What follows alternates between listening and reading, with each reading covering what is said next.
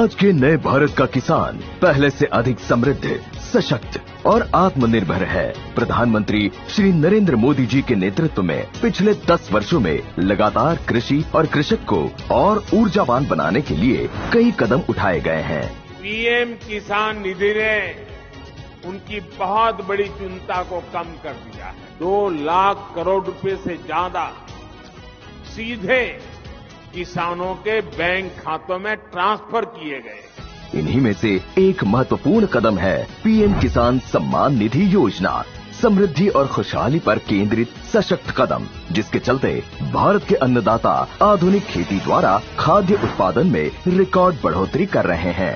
इसमें पात्र किसानों को साल में 4 महीने के अंतराल पर 3 किश्तों में डायरेक्ट बैंक ट्रांसफर यानी डीबीटी द्वारा 6,000 रूपए की राशि प्राप्त हो रही है। सीधे बैंक खातों में आती इस वित्तीय सहायता से किसान अपने आर्थिक मामलों को बेहतर ढंग से प्रबंधित करते हैं।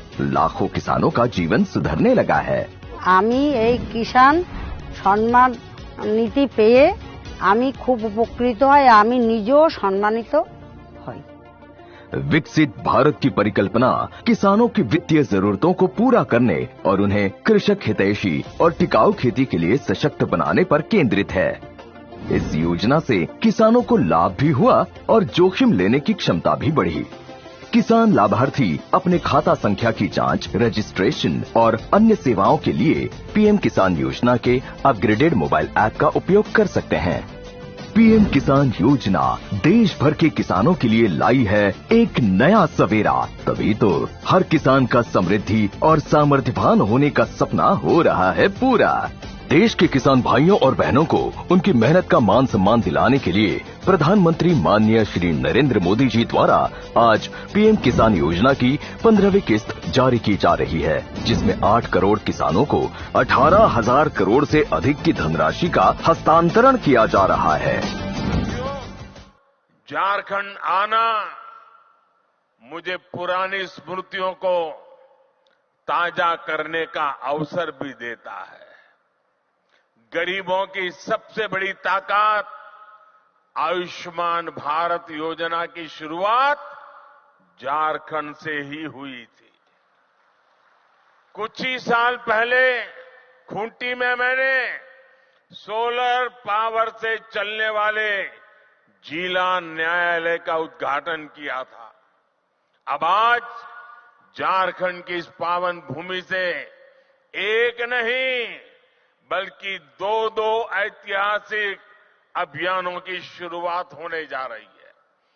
विकसित भारत संकल्प यात्रा सैचुरेशन के सरकार के लक्ष्यों को प्राप्त करने का सशक्त माध्यम बनेगी।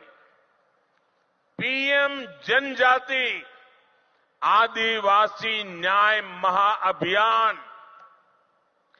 विलुप्त होने की कगार पर खड़ी जनजातियां, जिसे हम अब तक प्रिमिटिव ट्राइब्स के रूप में जानते हैं, उनकी रक्षा करेगा, उन्हें सशक्त करेगा।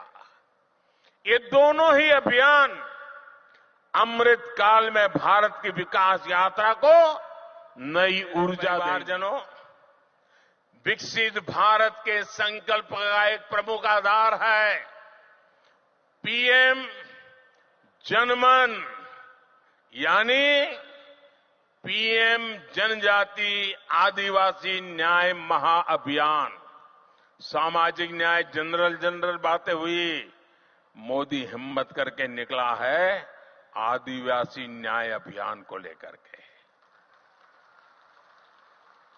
आजादी के बाद कई दशकों तक आदिवासी समाज को लगातार नजरअंदाज किया गया। मैं अटल जी की सरकार थी जिसने आदिवासी समाज के लिए अलग मंत्रालय बनाया, अलग से बजट बनाया। हमारी सरकार के दौरान अब आदिवासी कल्याण का बजट पहले के मुकाबले 6 गुना तक बढ़ चुका है। पीएम जनमन योजना का नाम रखा है पीएम जनमन। पीएम जनमन यानी पीएम जनजाति आदिवासी न्याय महाअभियान।